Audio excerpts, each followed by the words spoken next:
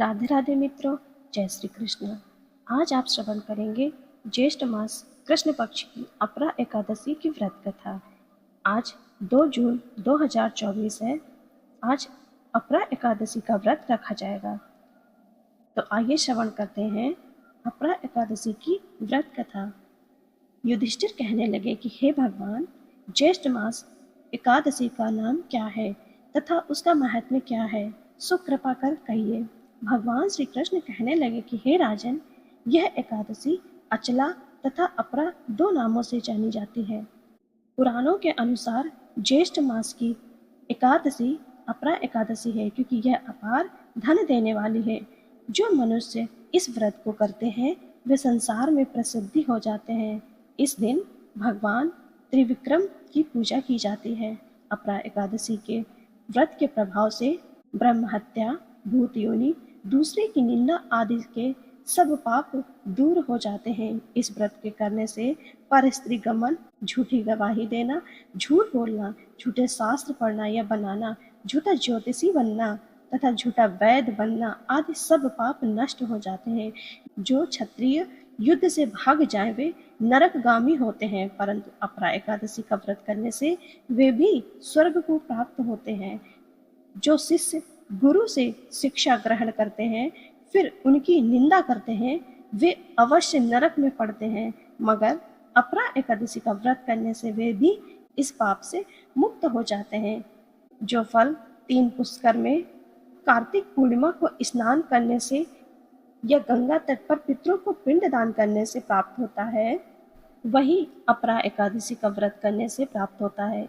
मकर के सूर्य में प्रयागराज के स्नान से, शिवरात्रि का व्रत करने से, सिंह राशि के बृहस्पति में गोमती नदी के स्नान से, कुंभ में केदारनाथ के स्नान या बद्रीनाथ के दर्शन, सूर्य ग्रहण में कुरुक्षेत्र के स्नान से, स्वर्ण दान करने से अथवा अर्ध प्रसूता गौदान से जो फल मिलता है वही फल अपरा एकादशी के व्रत से मिलता है।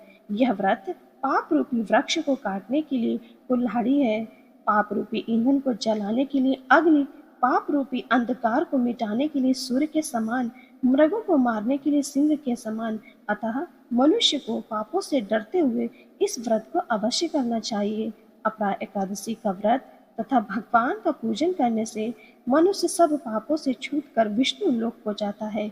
इसकी प्रचलित कथा के अनुसार प्राचीन काल में महिध्वज नामक का एक धर्मात्मा था।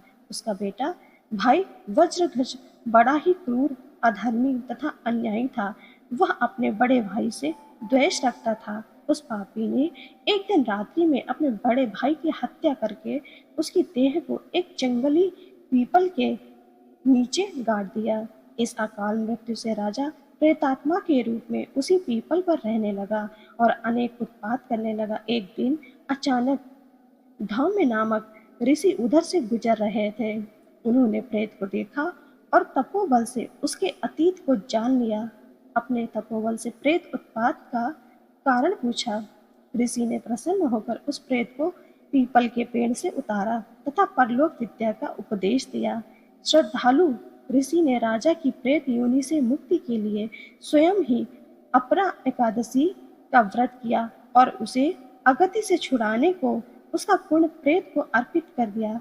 इस पुण्य के प्रभाव से राजा की प्रेत योनि से मुक्ति हो गई। वह ऋषि को धन्यवाद देता हुआ दिव्य देह को धारण कर पुष्पक विमान में बैठकर स्वर्ग को चला गया। हे राजन, यह अपरा एकादशी की कथा मैंने लोक हित के लिए कही है। इसे पढ़ने तथा सुनने से मनुष्य सब पापों से छूट जाता है। श्रोताओं, आज आपने श्रवण की अपरा एकादशी की पावन व्रत कथा। आप सभी का जीवन मंगलमय हो। आप सभी पर हरि नारायण की कृपा बनी रहे। राधे राधे मित्रों, जय श्री कृष्णा।